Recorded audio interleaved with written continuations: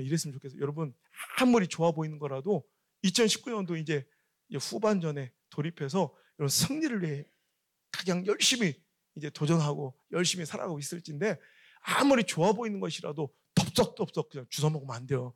이게 영적인 분별력이 있어야 돼.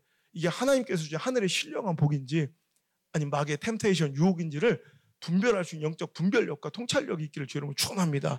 하나님 주신 신령한 복만을 누리셔야지 마귀의 유혹에 여러분 넘어가는 자 되지 않길 바라요. 아니면 내 꼴 난다. 여러분 저는 이제 되게 마음에 이제 약간 찜찜함은 있죠. 그래가지고 딱 들어갔는데 야 그날 밤에 샤워를 하고 딱 누웠는데 하숙집에 일본에 갑자기 진짜 거짓말처럼 그날 밤부터 배가 거짓말처럼 싹 아프기 시작한 거예요. 내가 2년 전 영국에서 배에 고름이 차들어갈 때 그때 느낌은 이제 알잖아요. 그때는 경험이 없어서 몰랐는데 이게 뭐 엄청 아픈 게 아니라 기분이 막 약간 이렇게 이상하고 들어. 그 느낌이 해필 내가 하나님 약속 저버리고 세상의 달콤한 죄를 딱 받아들이고 온 그날 밤부터 딱 그 느낌이 나니까 얼마나 제가 무섭고 힘들었겠어요. 그러니까 제가 밤을 꼬딱 새우고 아침이 되자마자 우리 교회 장로님 한 분이 의원을 하고 계셔서 그 의원에 찾아가가지고 이제 검사를 받는데 기괴한 결과가 나오는 게 제 염증 수치가 일반인 정상치의 무려 70배, 80배, 하루 만에 100배가 넘어가니까 우리 장로님 안 되겠다고 큰 병 옮기자 종합병원으로 이송이 돼서 거기서 모든 과에서 제 원인을 찾으려고 애쓰고 노력했지만 원인을 찾지 못하고 내린 결론이 모르겠다. 무슨 일인지 모르겠지만 분명한 것은 왜 그런지 모르겠는데 당신 뱃속에 고름이 차들어가고 당신 장기들을 손상시키고 있는 것 같다. 빨리 수술 들어가는데 똑같은 증상이 시작된 거예요. 그러면서 수술 날짜를 정해주시는데 내 간증집에도 나와 있지만 여러분 소름이 확 돋은 수술 날짜를 듣는 순간 그날이 해필 내가 2년 전 수술 받은 똑같은 날 3월 20일 똑같은 날 똑같은 증상으로 이번에 일본의 수술방으로 들어갔는데 그래서 전 영적인 생애를 그날로 지켜요. 저는 다시 태어난 날이라 진짜 여기서 어떤 마음이 들어요. 내가 이 수술방에서 하나님 내 생명을 걷어가시겠다는 두려움이 탁 드는 거야. 그래도 주여 살려주세요 이렇게 기도도 못 하겠는 게 전 전과가 있잖아. 옛날에 한번 했었잖아. 그러니까 미안해서 못 하겠더라고. 기도 안 하자니 좀 무섭고 하자니 미안하고 안 하자니 두렵고 하자니 송구하고 그래서 기도를 이루겠다니까. 주여 답답하시죠? 저도 답답합니다. 주님 이름은 어떨까요? 그저 속는 셈 치시고 한 번만 더 살려주시면 이번엔 진짜입니다. 내가 진짜 목사 되겠습니다. 하나님 믿져야 본전 아닙니까? 한 번만 더. 만약에 제가 이번 퇴원했는데 또 딴짓거리하면 그때 진짜 죽이세요. 하나님 한 번만 더 살려달라고 이 민망하기 짝이 없는 기도를 하나 응답해 주셔서 저는 일본의 수술 중에 죽음을 경험하고 의학적 수치상으로는 죽음인데 다시 극적으로 호흡이 돌아오고 심장이 다시 뛰기 시작해서 전 이렇게 제2의 인생을 덤으로 보너스로 살며 여러분 앞에서 우리 하나님의 시퍼렇게 살아계심을 간증하고 있습니다. 할렐루야! 우리 하나님께 감사와 영광을 받으세요. 근데 여기까지는 딱 좋아. 이제 안 가진 않아. 그 길을 내가 가긴 갈 거예요. 이제 가긴 갈 건데 너무 속상하고 내가 하나님 원망스러운 게 왜냐하면 아니 우리 한국 사정을 잘 모르시는 것 같아. 하나님 우리 외국 친구들이 우리 날 보러 놀러 오면 막 놀려요. 한국은 꼭 공동묘지 같다고. 왜냐면 호텔방에서 창문만 열어보면 시뻘건 십자가가 몇십 개씩 보이니까 한 교회가 이렇게 많은데 교회가 또 필요하십니까? 그리고 하나님 목사가 필요하시면 내 주변에 저 목사 되고 싶은 애들이 많아요. 한 쟤들 좀 데려가요. 쟤들 좀.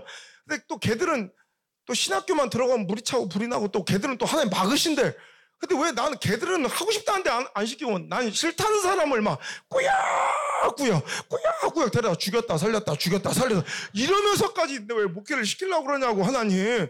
그러면서 저는 그래서 하나님 저는 지금도 그래요. 저는 절대로 목회를 밥벌이로 하긴 싫어요. 지금도 단 하루도 저는 직업으로 목회를 할 생각이 추호도 없어요. 하나님 저 아시니까 하나님 그렇다면 저를 이렇게까지 데려가시는 이유를 좀 알려주세요.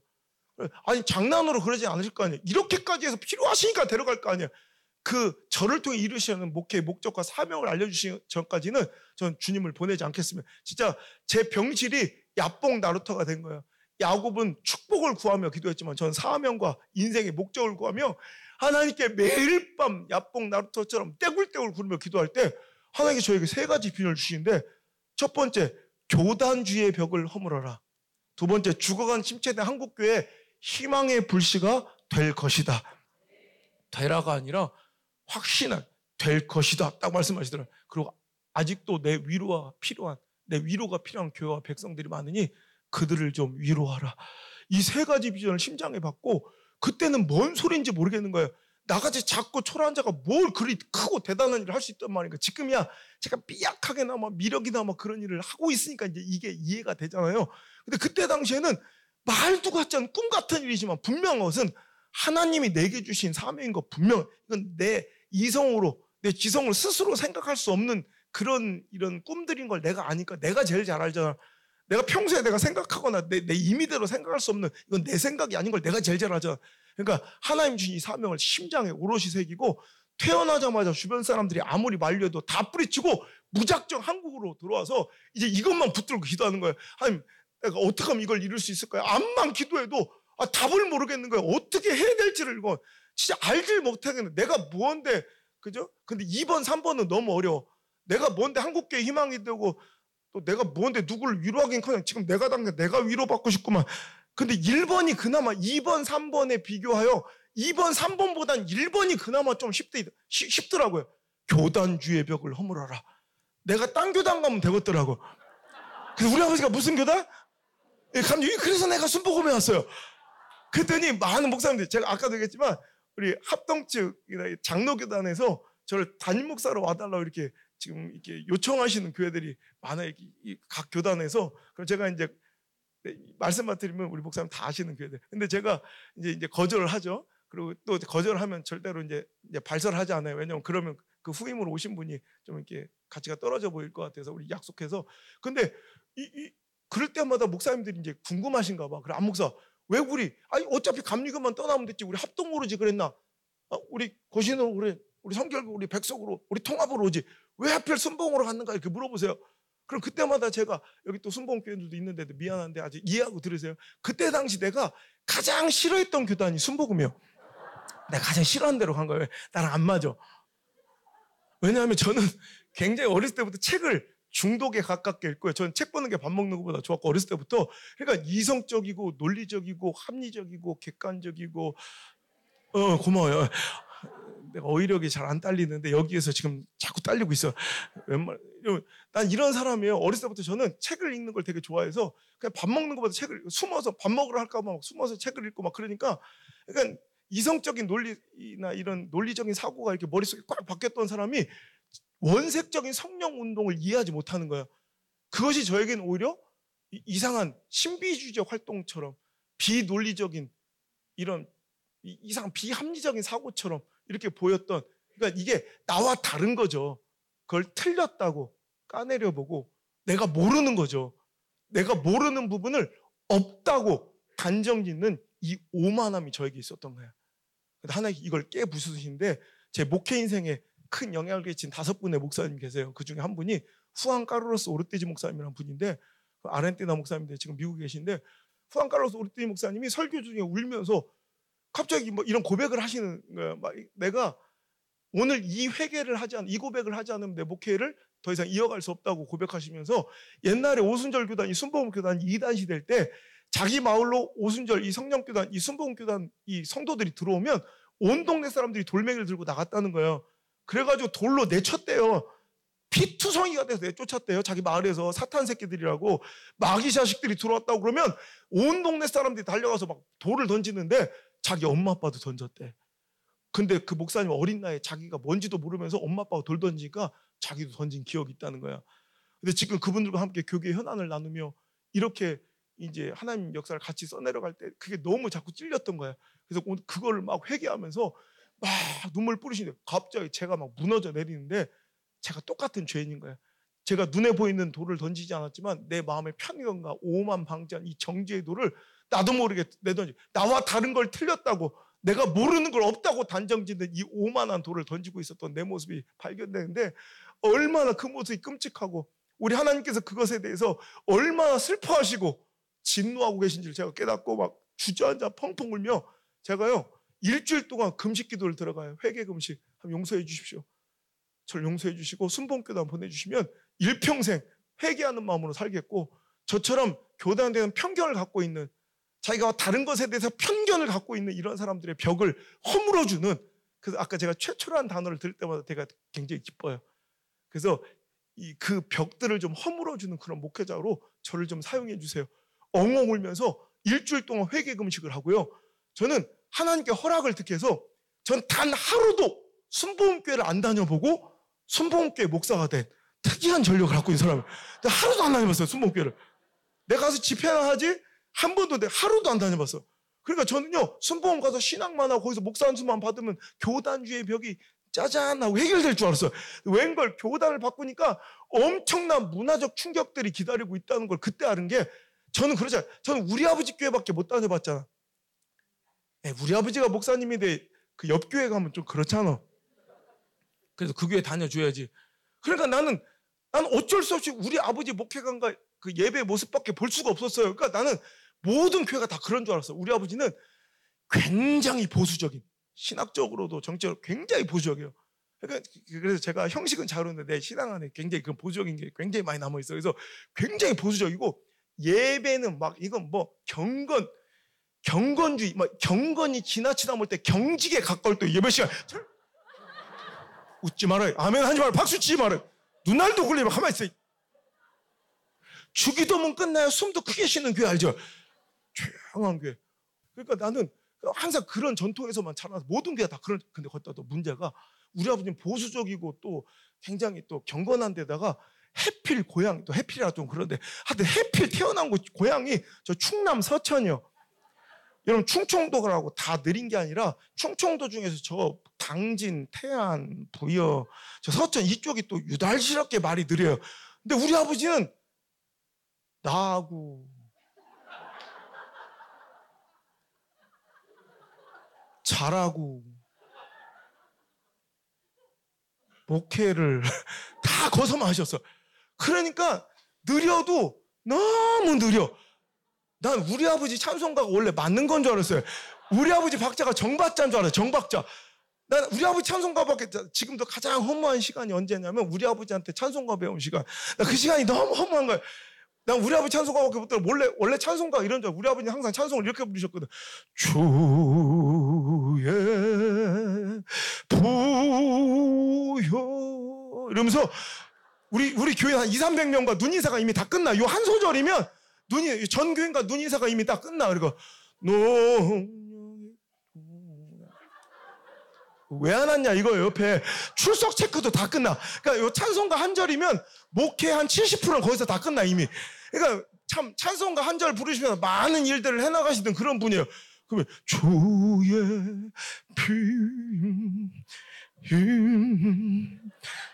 이 부분을 제일 좋아하셨는가 한 15번은 꺾는 것 같아. 그러니까 나 원래 찬송가가 그런 건 줄 알았어요. 난 원래가 내가 난생 처음 순복음식 예배를 드려본 게 신대원 대학원 가가지고 처음으로 이 신학생들과 드린 채플 시간이 내 인생 최초의 순복음식 예배인데 나 깜짝 놀랐어요.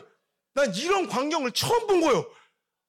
뜨겁기가, 순복음 얼마나 뜨거워요. 뜨겁기가 걷다가 또 목사 되고 싶은 애들이 모였으니까 막 얼마나 뜨겁겠어.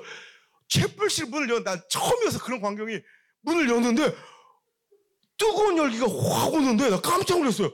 그래서 지금이야 제가 원색적인 성령 운동의 전파자가 돼 있고 또 거기서 강의를 한 또 교수가 돼 있고 지금 이게 기적 같은 일이지만 그때는요 이게 너무 무서운 거야. 걷다 또 박수를 치고 있는데 어디를 보고 치는 거지 막 눈알을 앞에 봐야지 막 이상하더라고. 눈빛도 이상하고.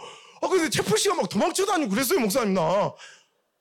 그러다 외국 갔다 들어와서 얼마 안 돼서 그런가 뭔 찬송가를 부른데 내가 다 모르는 찬송가만 자꾸 불러. 나 이게 신곡인 줄 알아. 새로 나온 찬송가인 줄 알아. 새로 나온 찬송가. 근데 오늘 가사를 가만히 듣다 보니까 내가 아는 찬송가예요. 제보일 깜짝 놀랐어. 내가 아는 주의 보일은 이런 보일이 아니었거든. 어째 찬송가를 이렇게 빠르게 부르는지. 나도 서울에서 태어났지만 우리 아버지 따라 4살 때부터 할 수 없이 우리 아버지 충청도 거기 목회지에서 계속 살아서 충청도에서만.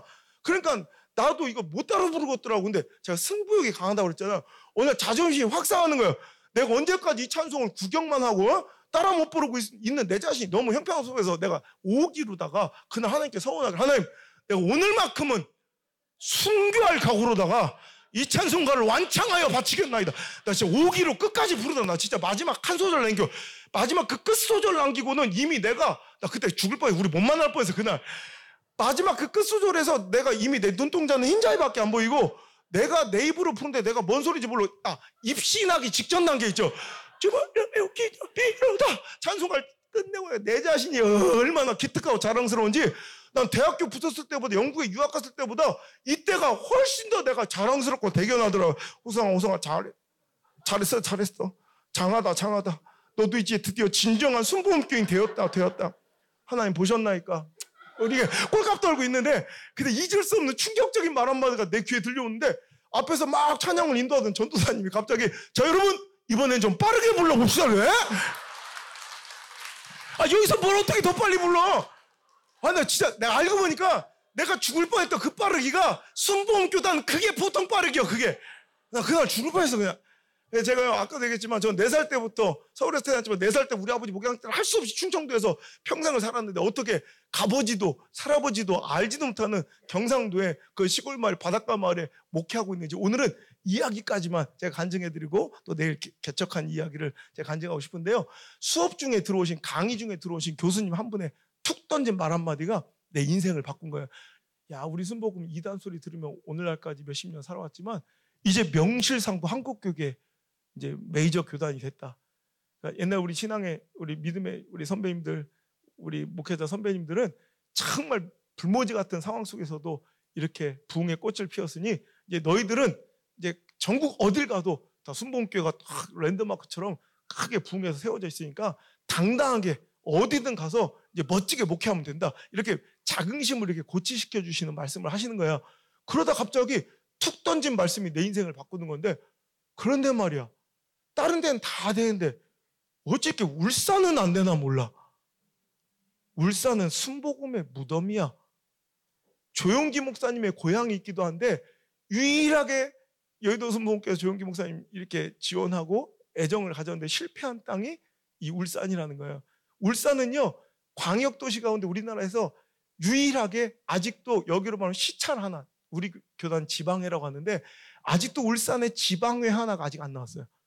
여기 한 20, 30개 교회가 나오면 여기 시찰이 세워지잖아요. 그것처럼 지방회 하나가 생기려면 그 정도 있어야 되는데 그 교회가 없어요. 아직. 그 울산 광역시 그 큰 도시에. 다른 광역시도에는요, 이런 지방 한 100개 교회에 속한 지방회가 서너 개가 나와요. 근데 울산만 아직 지방회가 없어서 지방회 하나 만들려면 어디까지 가야 되냐면 울산광역시, 울주군, 경주시, 포항시, 울진군, 울릉도까지 싹 다 합쳐서 그래야 겨우 한 30여 개 나와서 그래서 울산 지방회가 아니라 그래서 뭉뚱그려서 경상동지방, 뭐 영남동지방 이런 식으로 부를 정도로 이제 그렇게 이제 교회가 없고 순복음의 미답지, 그러니까 순복음의 무덤이라는 거야. 울산은 순복음의 무덤이야. 이 얘기를 듣는 순간 내 심장이 펄떡펄떡 쿵쿵쿵 뛰는 거야. 그래, 이거다. 내가 살아가는 인생의 목적이 하나님 시퍼렇게 살아계신 걸 증명하는 것인데, 우리 울산, 내가 순복음교회 그냥 왔으니 내가 그냥 어영부영 있다 가지 말고 이왕이면 누구도 도전하지 않는 가장 힘들고 어려운 땅을 한번 찾아가서 우리 하나님 여전히 시퍼렇게 살아계신 거 이거 한번 증명하는데 내 인생을 한번 바쳐보고 싶다. 내 목숨을 바쳐서라도, 내 목회를 바쳐서 그걸 증명해야겠다. 그래서 그 교수님이 강의 끝나고 딱 나가시자마자 제가 바로, 또 시간 지나가면 내 마음이 변질될 거 내가 아니까 교수님 수업 끝나자마자 제가 교단 본부에 총회관에 전화를 했어요. 내가 신대원 1학년생인데요. 내가 개척을 하고자 하니 우리 교단 가장 힘들고 어려운, 내가 이런 얘기를 들었는데 그런 지역 하나만 아무 데나 찍어주십시오. 이왕이면 한 번도 이제까지 순복음이 세워지지 않은 그런 미답지였으면 좋겠습니다. 근데 장난 전화인 줄 알고 끊더라고요. 근데 다시 재차 전화해서 얘기했더니 며칠 만에 연락이 온 게 울산에 온양이라는 시골 마을, 바닷가 마을로 내려가라는 거예요. 난 온양이면 온천인 줄 알았지. 울산에도 온양이라는 시골 마을이 있으니 거기는요, 복음의 역사가 110년, 그러니까 합동 측 호주 선교사님들이 이 동해안 쭉 타고 바닷가 마을을 이렇게 지나고 우리 동네가 바닷가니까 쭉 세운 그 동네에 이제 개척 선교사님들, 호주 선교사님들이 합동측 선교사님들이 개척한 110년 역사가 된 이런 교회들이 100년 넘은 교회들이 한 2개가 있어요. 그러면서 교회가 이 지역이 110년 역사가 있지만 거긴 다 전체 연합성회를 하면 한 50개 교회가 모이는데 다 대한예수교 장로회 이것만 교회인 줄 아는 동네예요. 그러니까 장로교와 교회가 동일시되는, 그러니까 불신자들 교회 안 나온 사람들이 저 교회 가자 이걸 교회와 장로교를 똑같이 생각해요. 장로교 가자, 장로교가 교회인 줄. 우리 외국 나가면 난 서울 안 사는데 우리 지방 사는 사람들 알고 너 서울 언제 들어가 이러죠. 나가 봤어야지 알죠. 그런 게 있잖아요. 서울하고 이 대한민국을 동일화시키잖아요. 그것처럼 교회가 장로교인가 그래도 침례교, 성결교, 감리교회는 그래도 간판을 한 번씩 붙었었대. 근데 순복음은 유독스럽게 그 동네에서 이단시되고 터부시되면서 지금까지 단 한 번 천지창조 이래 단 한 번도 순복음교회가 세워지지 않은 간판 한번 걸려보지 못한 진짜 순복음의 절대 미답지라는 거예요. 그래서 그때부터 그래 이거다. 너무 여러분 너무 행복한 거예요. 그래서 신대원 1학년생 때 결혼도 안 한 총각 전도사가 내가 그것을 간 이유는 딱 하나. 하나님의 콜링. 하나님의 콜링. 하나님의 부르심에 펄떡펄떡 뛰는 이 사명의 심장 하나.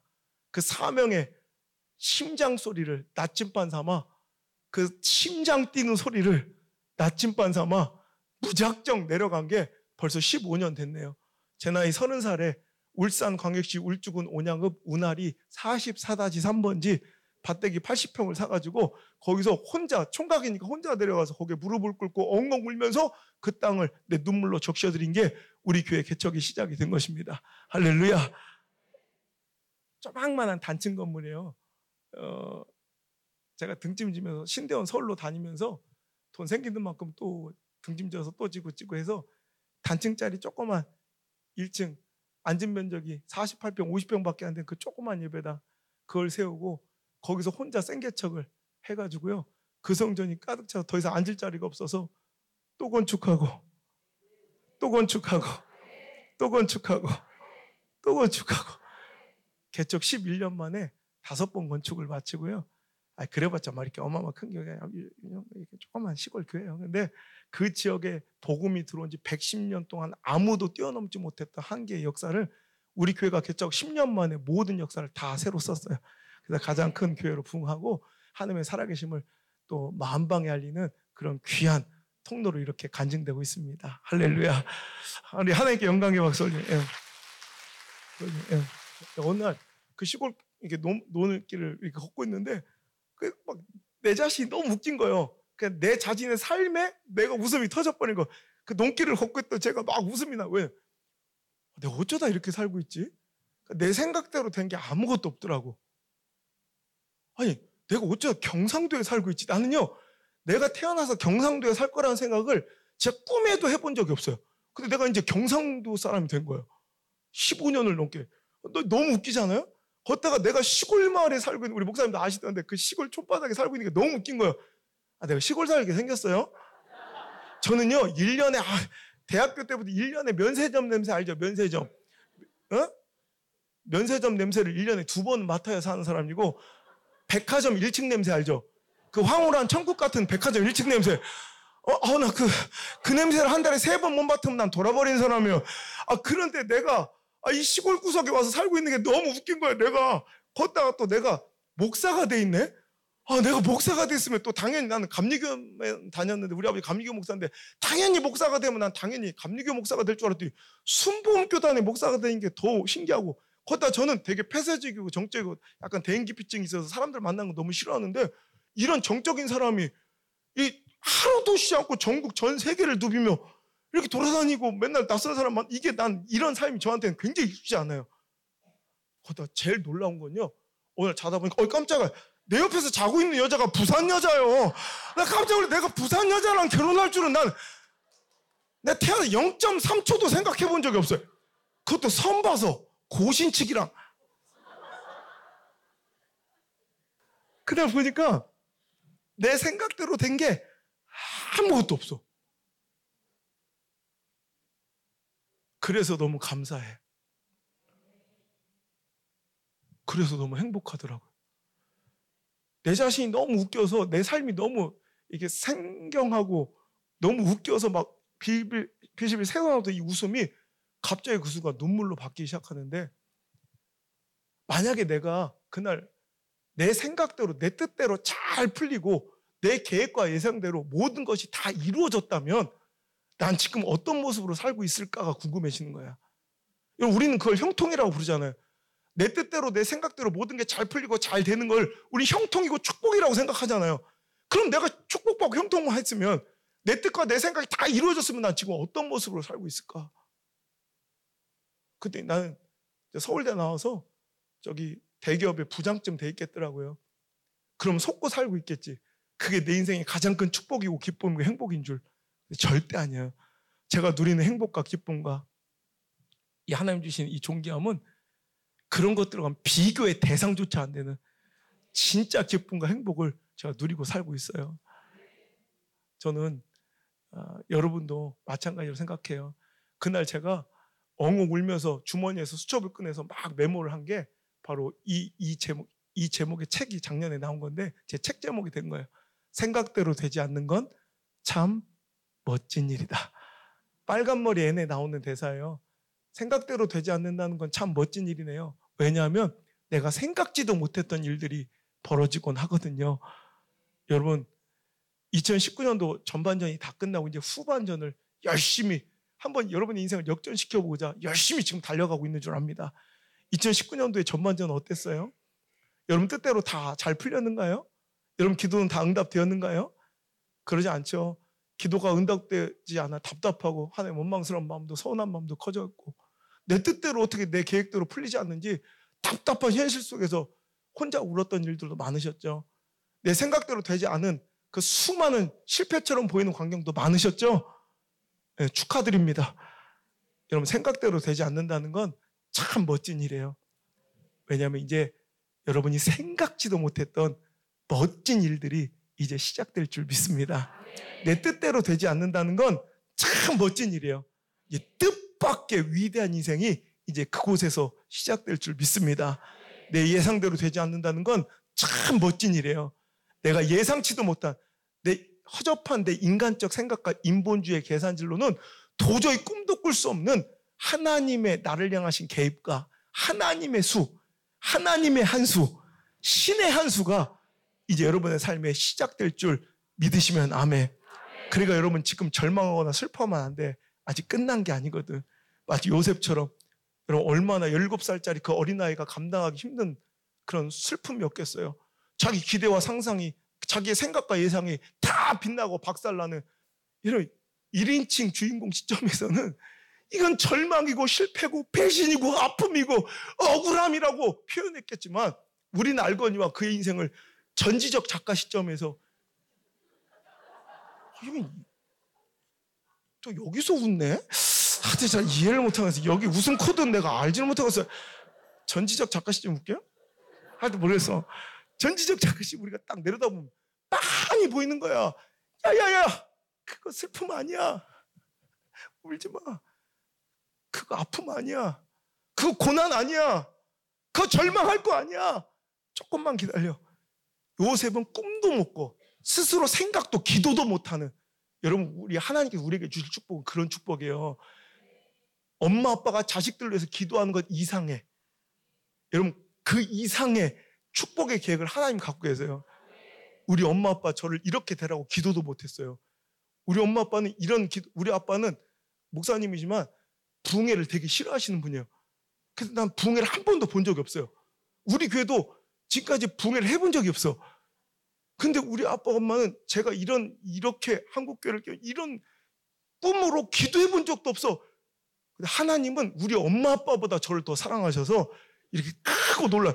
내가 꿈꾸지도 우리 엄마 아빠가 상상도 못할, 그래서 기도도 참 번 못했던 그런 축복의 계획을 다 갖고 계셔서 저를 찢고 아프게 하셨던 고난의 웅덩이에 여러분 빠쳤던 것 같지만, 그게 다 내가 상상도 못할 축복의 지름길이었다는 거야.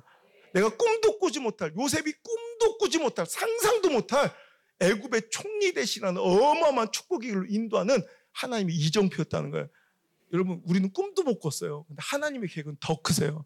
그러니까 여러분의 인생도 다르지 않아요. 여러분 기도하세요. 절망하지 말고 기대하세요. 하나님 놀라운 역사가 이제 시작될 줄 믿습니다. 여호수아 1장 9절의 말씀에도 강하고 담대하라, 두려워하지 말라, 놀라지 말라, 계속해서, 그러니까 믿음을 착각하는 게 우린 무조건 어떤 상황, 처지, 형편 속에서도 강하고 담대하고 쫄지 않고 두려워하지 않는 것, 이게 믿음인 줄 알아요. 아니에요. 두려워해야 될 사람들 있어요. 저 무서움도 없는 사람들이 있어요. 자기 뜻대로 자기 본의대로 살아가고 자기 감정대로 자기 관계대로 살아가고 자기 상황과 형편대로 살아가는 사람들은 두려워 떨어야 돼요. 오늘도 두려워하지 말아야 될 사람들은 왜 강하고 담대하라고 하냐면 그 결론이, 하나님 이유가 나와 있는데 그 대전제는 뭐냐면 1장 9절의 말씀에 내가 내게 명한 것이 아니냐, 주인님이 우리한테 시킨 거 할 때는, 하나님 우리에게 명령하신 거 따라갈 때는 두려워하지 않아도 돼. 왜? 그분의 뜻이니까. 그럼 하나님께서 알아서 일해 주실 줄 믿습니다.